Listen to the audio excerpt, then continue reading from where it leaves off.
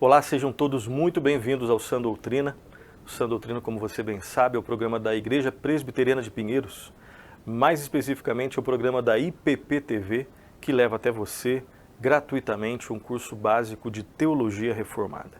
Esse é o nosso programa Sã Doutrina de número 74 e nós estamos estudando o tema Soteriologia. No último programa de número 73, nós começamos a estudar um subtópico dentro desse grande tópico da soteriologia. Nós começamos a estudar o subtópico do ministério de cura na igreja. E nós vimos basicamente os seguintes pontos. Então agora aquele famoso resumo do programa anterior. Em primeiro lugar, nós vimos que uma coisa é o dom de cura. Uma outra coisa é o ministério de cura na igreja. Uma segunda verdade, um segundo ponto que nós vimos, é que a Bíblia nos ensina várias verdades sobre o assunto da cura, o tema da cura. Vejamos algumas dessas verdades. Em primeiro lugar, curas físicas eram um aspecto essencial no ministério de Jesus. Em segundo lugar, nós vimos que Jesus deu autoridade aos seus discípulos para curar. E aí, no caso, tanto Cristo quanto seus discípulos, eles tinham o chamado dom de cura. Cristo simplesmente falava, levante-se, a pessoa levantava. A pessoa nasceu cega ou adquiriu uma cegueira total e Cristo curava. Às vezes, fazendo uma mistura ali de terra com um pouco da saliva, tocando no olho da pessoa, a pessoa passava a curar. Simplesmente tocando, a pessoa curava. A sombra dos discípulos, dos apóstolos, curava as pessoas. Aí nós estamos falando de dom de cura. Dom de cura esse que fazia parte do ministério do Senhor Jesus Cristo e também dos apóstolos. Nós vimos também que as curas miraculosas feitas pelos apóstolos serviram para confirmar o evangelho que eles pregavam e também para identificar esses apóstolos que tinham o dom de cura, e dom de cura que testificava sobre a procedência deles. Então, esse dom de cura também, além de ratificar a pregação deles é verdadeira, também identificava os apóstolos como autênticos mensageiros do Evangelho, autênticos apóstolos. Vimos também que a Bíblia nos ensina sobre cura, ou seja, a Bíblia não é um livro que se cala sobre essa questão da cura. Vimos que a Bíblia ensina que Deus cura as nossas doenças, que Deus cura o ser humano. Semelhantemente, nós vimos que a palavra de Deus nos ensina que nós devemos orar quando nós estivermos doentes ou quando nós estivermos com outros tipos de problema. E também as Escrituras, elas prometem que as nossas orações serão sim respondidas, mesmo que não da forma como nós pretendemos, mesmo que não da forma como nós queremos, mas elas serão respondidas. E devemos lembrar nesse ponto que existem promessas de que Deus ouvirá as nossas orações e essas promessas não excluem as nossas petições por cura, pela resolução dos nossos problemas, de saúde ou de uma outra área. Vimos também que a Bíblia oferece exemplos, nos vários livros que nós temos, no Antigo e no Novo Testamento, de curas, vários exemplos de curas, como resposta às orações. Em oitavo lugar e último lugar desse nosso resumo, nós vimos que quando nós falamos de cura, quando nós estamos refletindo, conversando sobre esse tema, a cura, o texto de Tiago, capítulo 5, versículo 14 até o versículo 16, ele sempre vem à nossa mente. Daqui a pouco nós vamos ler, tá? Então esse foi o texto que nós lemos no final do programa anterior, do programa de número 73. Nós fizemos uma leitura de Tiago 5, do 14 ao 16, e fizemos uma breve consideração. E é a partir desse texto que nós vamos começar o nosso programa de hoje, depois desse nosso resumo. Então vai ser projetado aí para você, por favor acompanhe a leitura.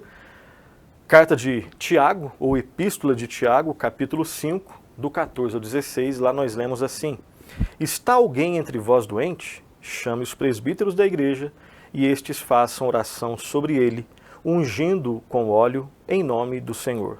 E a oração da fé salvará o enfermo, e o Senhor o levantará. e se houver cometido pecados, ser-lhe-ão perdoados. Confessai, pois, os vossos pecados uns aos outros, e orai uns pelos outros, para seres curados. Muito pode, por sua eficácia, a súplica do justo. Então esse é o texto. Nós lemos no programa anterior, finalzinho, fizemos algumas breves considerações. Estamos lendo aqui no início desse nosso programa de número 74, dando continuidade a esse subtema, o Ministério de Cura na Igreja. E agora nós vamos fazer algumas considerações sobre essa passagem para saber o que ela quer nos ensinar. Primeira consideração. O contexto dessa passagem é qual? Isso aqui é muito importante. Lembrar ou aprender sobre o contexto dessa passagem para que nós possamos entender. Então, de forma geral, nós podemos afirmar que o contexto dessa passagem é de uma pessoa que está, obviamente, muito enferma e essa enfermidade torna essa pessoa incapaz, naquele momento, de ir até a igreja. Esse, basicamente, é o contexto. Alguém que está muito enfermo para ir à igreja e ela é ensinada, essa pessoa é ensinada a convidar os presbíteros para virem até a sua casa. Esse é um ponto importante para a gente montar esse pano de fundo para entender essa passagem. Segunda consideração, o tema principal dessa passagem, e por favor, você que está nos acompanhando, leia o que está antes. Leia primeiro toda a Epístola de Tiago, leia, obviamente, nesse momento aqui, aquilo que está antes, aquilo que está depois, para verificar se o que nós estamos falando procede ou não, ok? Então, o tema principal dessa passagem aqui, definitivamente não é. Primeiro, vamos tentar entender o que não é. Essa passagem não tem como tema principal a eficácia da unção com óleo. Definitivamente não é isso. Mas o tema principal é a importância e o poder de Deus no contexto da oração. A importância da oração e a importância, obviamente, do poder de Deus mediante a oração. Seria aquilo que popularmente se conhece como o poder da oração. Mas aqui nós queremos, não vamos entrar na discussão da licitude ou não, da validade ou não, dos exageros e do aspecto positivo que existe nessa expressão. Mas aqui é o poder de Deus mediante oração. Ok?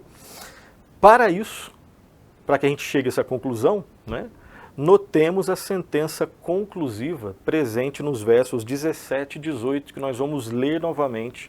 Acompanhem. Lá está escrito assim, Tiago 5, 17 e 18. Elias era homem semelhante a nós, sujeito aos mesmos sentimentos, e orou com instância para que não chovesse sobre a terra. E por 3 anos e 6 meses não choveu.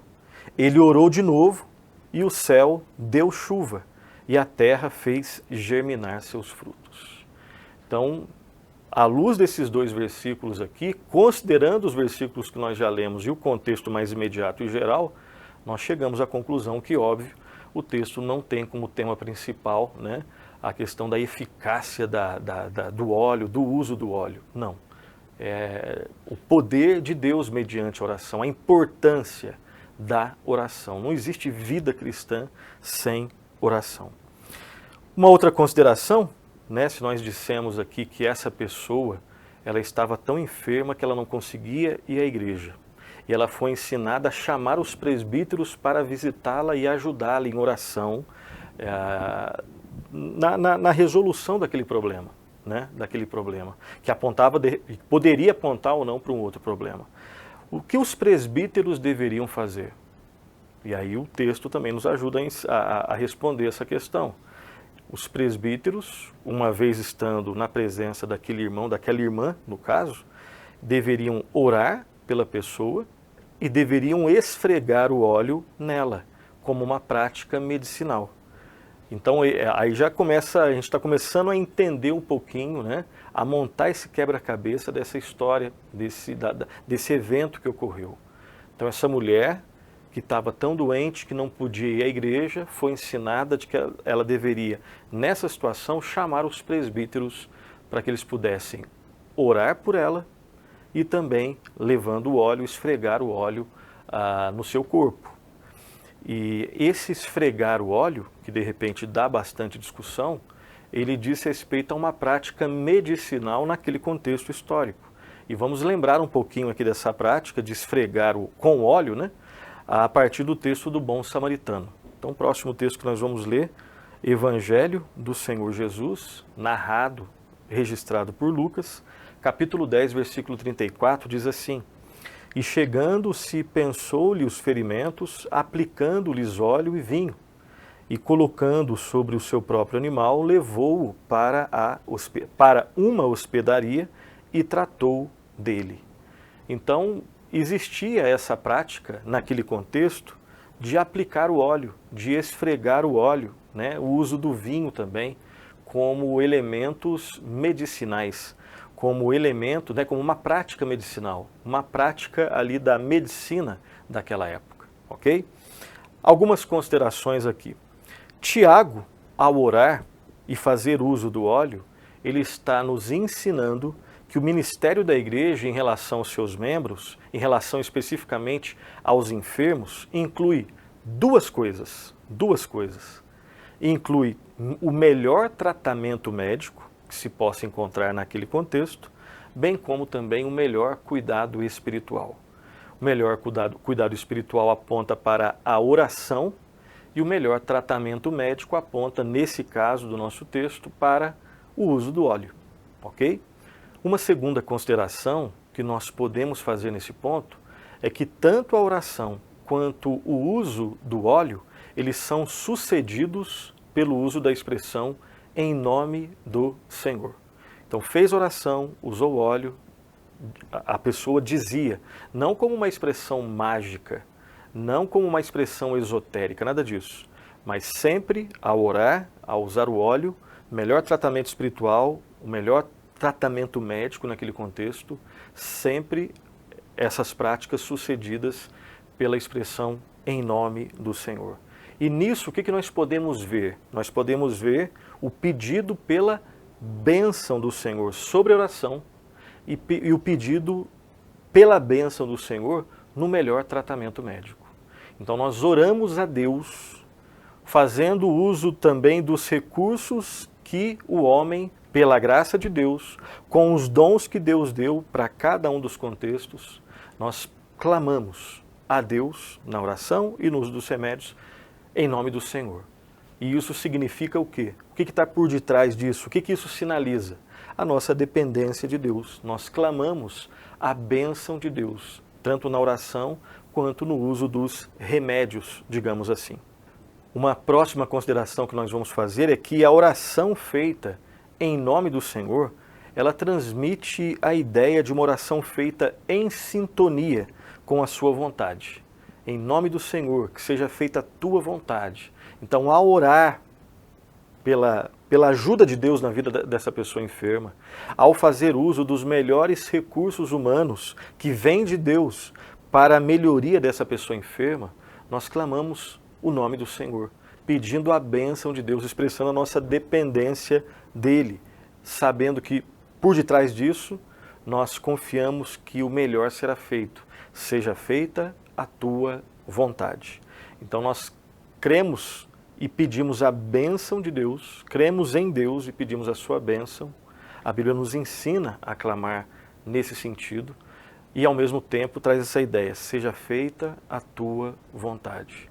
Nós confiamos e queremos confiar no Senhor, que o Senhor tem o melhor para nós e para a pessoa. Uma outra consideração antes de lermos um próximo texto bíblico. Tiago enfatiza a importância, preste atenção nisso, ele enfatiza a importância da oração por parte tanto da pessoa enferma, quanto dos presbíteros que orarão. Então aqui se quebra um pouco aquela ideia, né, de que pessoas têm oração mais forte do que a outra. A ideia não é essa, o texto não quer dizer isso. O texto nos ensina, às vezes de modo mais explícito, às vezes de forma mais implícita, às vezes de forma mais clara, às vezes de forma não tão clara assim, mas olhando para todo o dado que nos foi dado ali de informação, que alguém está enfermo, essa pessoa deve orar por ela e deve pedir para que pessoas orem por ela também. Isso faz parte do ministério da oração e do ministério da cura no contexto da igreja. Lembremos nesse ponto aqui o que Tiago havia dito, lá no capítulo 1, versículo 6 até o versículo 8. Tiago 1, 6 e 8 diz assim: Peça, porém, com fé, em nada duvidando, pois o que duvida é semelhante à onda do mar, impelida e agitada pelo vento.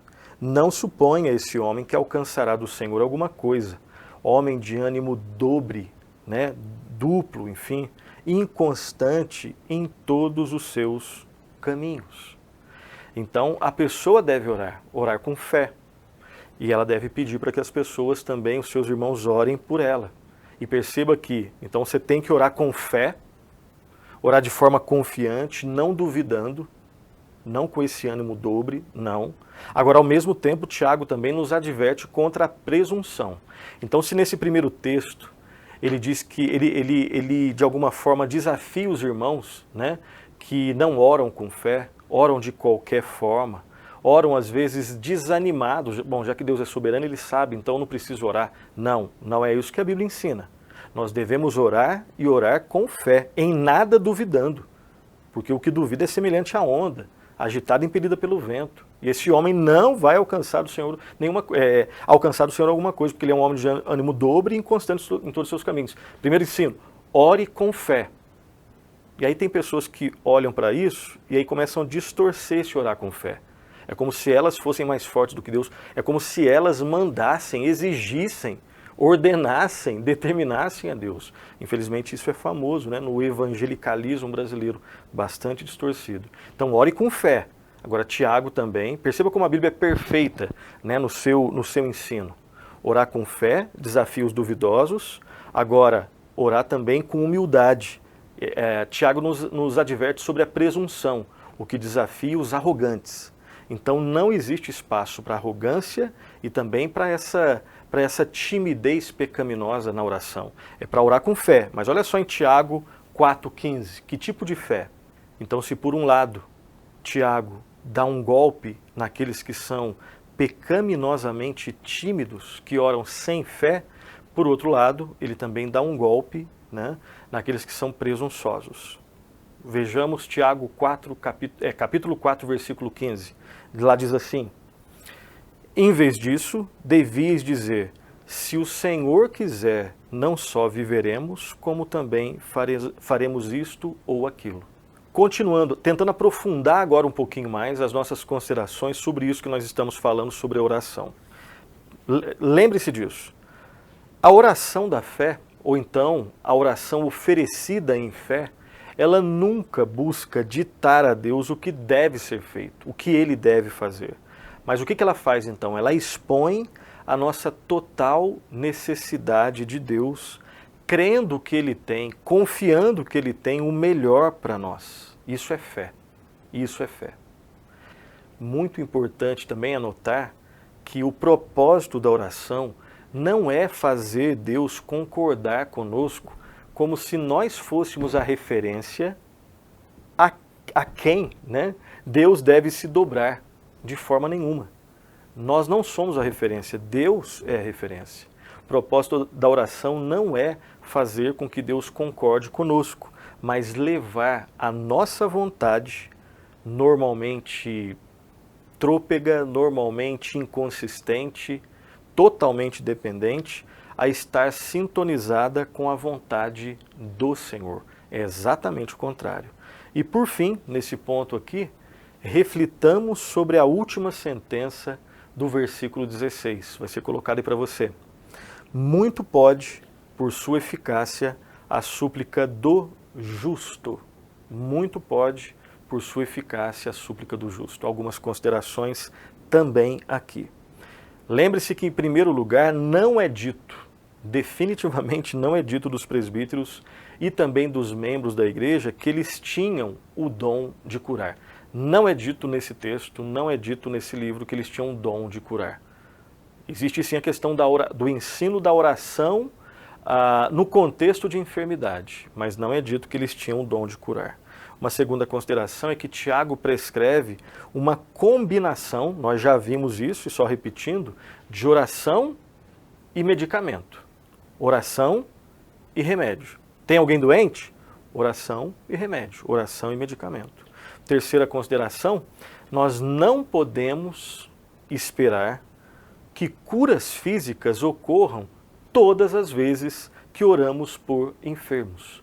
Nós oramos pela cura, nós clamamos a Deus com lágrimas e com fé pela graça de Deus, mas não nos é ensinado que nós devemos esperar que todas as vezes que nós orarmos, em todos os lugares, que todas as pessoas, em todos os lugares do mundo que as pessoas estão orando por cura, não é ensinado na Escritura que a nossa expectativa deva ser sempre pela cura dos enfermos. Ok? Exemplo. Aí você fala assim, aonde que está isso? Exemplo. O apóstolo Paulo, por exemplo, que tinha o dom de cura, o apóstolo Paulo não somente orava por cura, mas ele também tinha o dom de cura. Ele era daqueles, sim, que dizia, está curado e estava curado. E estava curado mesmo. Então o apóstolo Paulo, que tinha o dom de cura, ele não pôde curar todas as pessoas enfermas com as quais ele teve contato. Ok?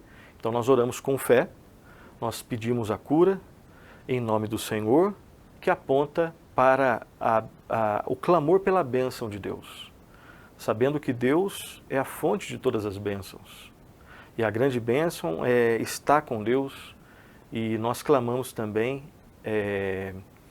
crendo que Ele tem o melhor para nós, segundo a sua vontade. E nós temos a expectativa, sim, de que Deus, Ele tem poder para fazer o impossível, não se duvida em nada disso, não se pode duvidar disso.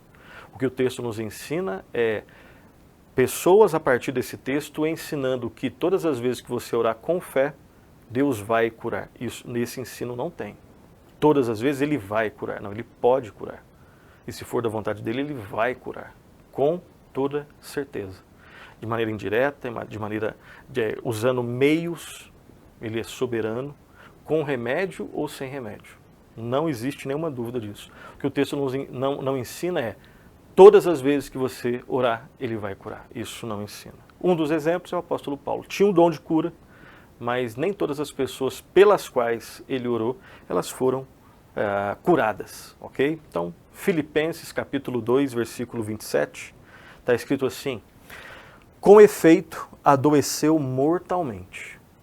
Deus, porém, se compadeceu dele, e não somente dele, mas também de mim, para que eu não tivesse tristeza sobre tristeza. E aqui, essa é só para a gente contextualizar, Paulo se refere a Epafrodito, que havia sofrido nesse caso, que havia adoecido. Então Deus, nesse caso, não curou, ao mesmo tempo Deus preservou Paulo para que ele não tivesse tristeza sobre tristeza.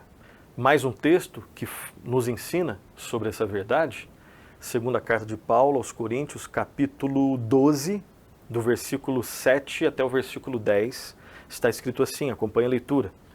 E para que não me ensorbebecesse com a grandeza das revelações, foi-me posto um espinho na carne, mensageiro de Satanás, para me esbofetear, a fim de que não me exalte. Por causa disto, 3 vezes pedi ao Senhor que o afastasse de mim. Então ele me disse, a minha graça te basta, porque o poder se aperfeiçoa na fraqueza. De boa vontade, pois, mais me gloriarei nas fraquezas, para que sobre mim repouse o poder de Cristo. Pelo que sinto prazer nas fraquezas, nas injúrias, nas necessidades, nas perseguições, nas angústias, por amor de Cristo. Porque quando sou fraco, então é que sou forte. Texto bastante conhecido também, que fala do famoso espinho na carne do apóstolo Paulo. Algumas considerações. Por mais difícil que seja entender no início, quando nós pensamos na questão do sofrimento na vida do crente, por mais difícil que seja entender quando nós estamos ali no chamado olho do furacão, lembremos que, atenção, Deus pode enriquecer a vida espiritual da pessoa que passa por provações, por necessidades, por doença, pelo episódio do sofrimento. É muito difícil, Quando nós estamos passando é muito difícil, mas existe um mas. Existe um contudo, um todavia, um entretanto. Mas Deus não abandona os seus. E Deus pode enriquecer a vida da pessoa, do irmão, da irmã que passa pelo sofrimento, por doença, por privação, por provação e por necessidades. Uma segunda consideração: quando uma pessoa pela qual se ora não for curada, preste atenção, nós não podemos jamais dizer que ele não foi curado porque não teve fé suficiente. Essa declaração, ela é uma declaração cruel e cheia de juízo pecaminoso. Ela é cheia de crueldade e de juízo pecaminoso dizer que quando uma pessoa ora pela cura e ela não é curada, ela não foi curada porque não teve fé. Cuidado com isso. Não façamos isso. Lembre-se também que jamais nós devemos permitir que a cura se torne o principal aspecto da adoração ou o principal aspecto do trabalho da igreja. A cura não é o principal aspecto nem da adoração, nem do trabalho da igreja. A principal finalidade da pregação e da oração precisa continuar sendo o quê? A salvação dos pecadores e o equipamento do povo de Deus para o serviço no reino, curados ou não, mancando ou não, enxergando ou não. Oremos sim, clamemos a Deus pela cura, no nome de Jesus, que seja feita a tua vontade.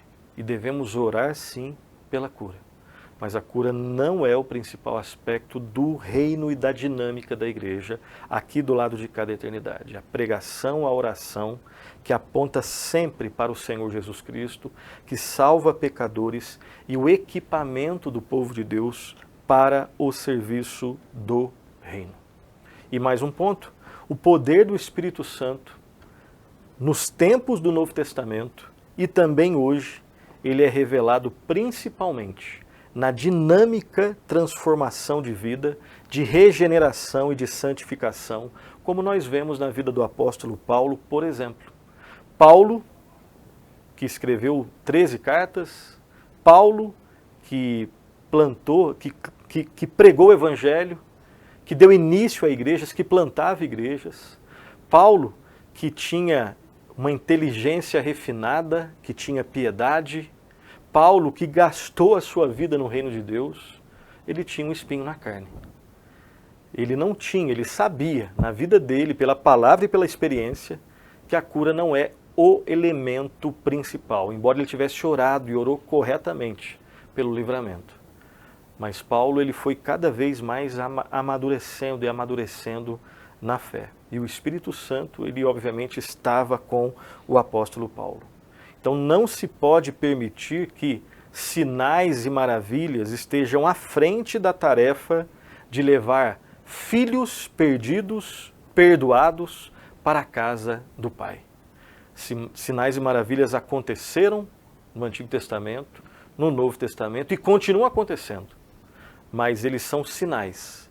E por definição, um sinal é algo menor que aponta para algo maior. O sinal não é um fim em si mesmo. O sinal aponta para algo maior. Aponta para o próprio Deus, para a salvação de pecadores perdidos, agora perdoados, que estão rumo à casa do Pai. Isso é o principal. Leamos alguns textos. Atos capítulo 1, versículo 8. Mas recebereis poder ao descer sobre vós o Espírito Santo, e sereis minhas testemunhas tanto em Jerusalém como em toda a Judéia e Samaria e até os confins da terra. Até os confins da terra. Então preste atenção, veja que o poder derramado sobre os apóstolos é um poder para testemunhar, sarados ou doentes, em fases fáceis ou em fases difíceis, e normalmente são fases difíceis. Poder derramado para testemunhar, para ser testemunha aonde eles estiverem. Romanos 1,16, pois não me envergonho do Evangelho. Por quê? Porque é o poder da salvação de todo aquele que crê, primeiro do judeu e também do grego. Perceba que o poder aqui é o poder relacionado para salvação. Próximo texto, 1 Coríntios capítulo 1, versículo 18. Certamente a palavra da cruz é loucura para os que se perdem, mas para nós que somos salvos, poder de Deus. Se é loucura para os que se perdem, então é poder para a salvação. De novo, uma palavra, é poder para a salvação aqui. 1 Coríntios 2, 4. A minha palavra e a minha pregação não consistiram em linguagem persuasiva de sabedoria, mas em demonstração do Espírito e de poder. Perceba aqui que a palavra e a pregação estão relacionadas ao poder de Deus e não ao poder do homem. Trata-se aqui, obviamente, de pregação da palavra de Deus.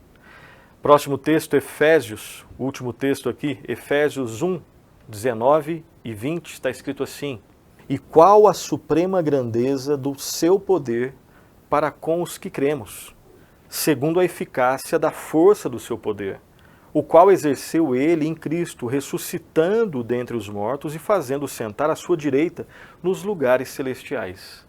Mais um texto onde Paulo fala, da questão da realidade do poder. E aqui especificamente ele utiliza 4 palavras para se referir à realidade do poder. Dunamis ou dinamis, energeia, kratos e ischis, lá no grego.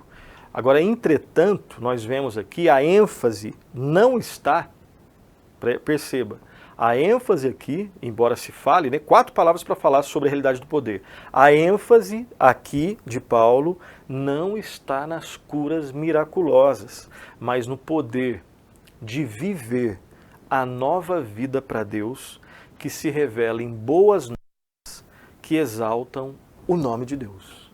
Então Paulo utiliza uma variedade de palavras para falar sobre a realidade do poder. Várias palavras que mostram facetas diferentes da mesma realidade. Mas aqui, embora tenha essa multiplicidade para falar de poder, não se refere a, no caso aqui, curas miraculosas. Não. Poderia, mas aqui não é. Existe cura miraculosa? Existe, mas aqui não é. A ênfase de Paulo, quando ele fala de poder, utilizando 4 palavras para falar sobre poder, é sobre algo que é maior.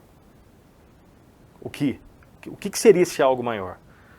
A nova vida com Deus. A vida vivida para a glória de Deus. A nova vida que é oferecida em Cristo, que deve ser caracterizada pelas boas obras que, de alguma forma, refletem, sinalizam a boa nova. Mas é para a gente viver uma vida em comunhão com Deus, marcada por boas obras que exaltam o nome de Deus. Poder para isso. Essa multiplicidade de nomes de poder, para isso, a nova vida no Senhor Jesus Cristo. Isso é que nós devemos buscar acima de tudo. Não que elimine, quando estiver doente de novo, oremos pela cura, no nome de Jesus. E que Deus, pela sua misericórdia e graça, alcance graça, misericórdia com cura aqueles que agora estão doentes. E devemos orar sim. Mas lembrando que mesmo se isso não vier, o que nós precisamos acima de tudo, no momento fácil e difícil, com saúde ou com uma saúde precária, é de ter certeza de que Cristo é nosso Senhor e a vida entregue nas mãos dele e com confiança, guiados pelo próprio Deus, no meio, às vezes, da doença. Ok? E termino aqui, antes de fazer as considerações finais, as aplicações. Lembre-se do seguinte: nós podemos dizer que o apóstolo Paulo, nós podemos afirmar com toda certeza que o apóstolo Paulo experimentou o poder de Deus não na cura de todas as suas aflições físicas, mas, preste atenção, na força para suportar as aflições pelas quais ele passava.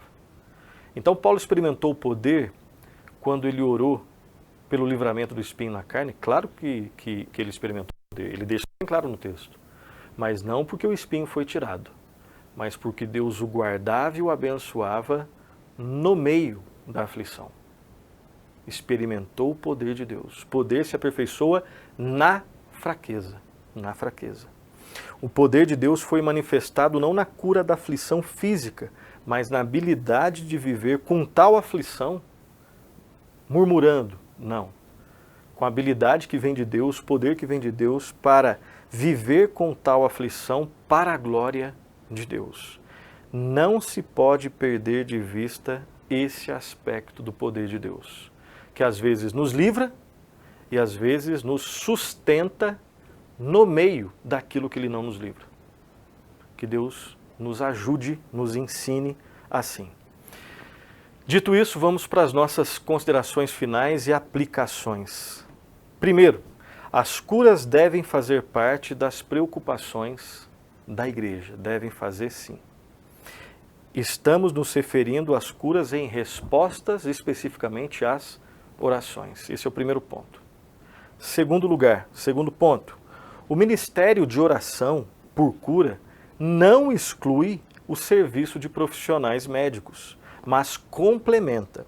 Negligenciar aquilo que Deus, em sua providência, nos deu para o alívio das doenças, ou seja, negligenciar os médicos, negligenciar a medicina bem entendida, revela desobediência a Deus. Guarde bem isso. A cura, em terceiro lugar, é o último ponto. A cura pela qual a igreja deve orar é mais abrangente do que a cura física. Envolve a cura física, mas é mais abrangente do que ela. Essa cura tem de incluir cura emocional, cura espiritual, remoção de disfunções nos relacionamentos familiares e questões semelhantes a essas. É uma cura muito mais completa. O alvo do ministério de cura na igreja deve considerar não somente a questão física, mas a pessoa na sua integralidade. A pessoa, o ser humano, de forma toda, de forma completa. Não, o aspecto físico é um deles, mas existem outros aspectos. E a cura pela qual a igreja deve orar deve incluir, considerar a pessoa na sua completude, a pessoa toda. E termino com a citação do estudioso Roy Lawrence. Ele diz assim: cura cristã diz respeito não tanto à cura em si, mas à integridade. Diz respeito à harmonia com Deus que ajuda a pessoa a ser uma pessoa melhor do que antes, espiritualmente, mentalmente e fisicamente. Nesses três aspectos. Que Deus nos ensine, que possamos continuar orando por nós e por aqueles irmãos que se encontram enfermos. E que possamos colocar em prática o que nós estamos aprendendo na sua palavra. Próximo programa, nós iremos falar, Deus permitindo, sobre um próximo subtópico dentro do grande tópico soteriologia. Aqui, nesse programa, nós terminamos esse tópico aqui de forma geral, o ministério de cura na igreja. Próximo programa, Deus permitindo, nós vamos começar um novo subtópico, que é o fruto do Espírito. O fruto do Espírito. Quero fazer duas indicações literárias aqui, que de alguma forma tocam no nosso tema. Primeiro, um livro do pastor David Paulinson. O nome do livro é O Pastor como Conselheiro, o chamado ao cuidado das almas. Não é só para você que é pastor, tá? Você que não é pastor também pode e deve ler esse livro que fala sobre o ministério do aconselhamento mútuo na igreja, que promove, pela graça de Deus, a cura da pessoa, objetiva a cura da pessoa na sua integralidade. É um excelente livro de um irmão precioso, que já está na glória com o Senhor. E um outro livro que também lida com questões que passam pelos desafios, não só do ponto de vista médico, mas do ponto de vista espiritual, David Dunham, Hábitos Escravizadores, Mudanças para Melhor.